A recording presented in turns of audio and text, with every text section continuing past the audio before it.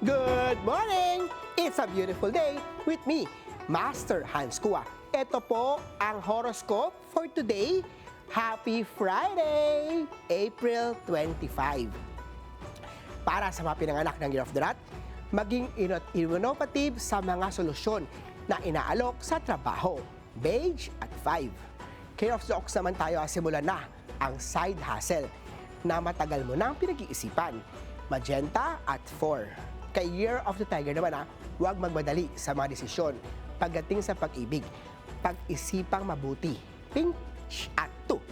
Sa Year of the Rabbit naman tayo, pagtuunan ng pansin ang pagpapatawad sa mga nakaraan upang makapag-move on ka na. Silver at 6. Kay Year of the Dragon naman, huwag matakot humingi ng feedback para mapabuti ang trabaho. Blue at 4. Kay Year of the Snake naman tayo, ugaliin magbasa ng healthy tips at subukan i-apply yan sa buhay. Gold at 7. Ito naman! Sa Year of the Horsey, magtipid sa unnecessary na gastusin upang makaiwas sa pagkakautang.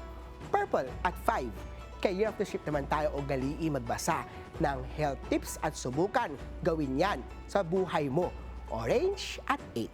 Kay Year of the Monkey naman tayo, mag-practice ng time management upang mas marami kang matapos. Pink at 2.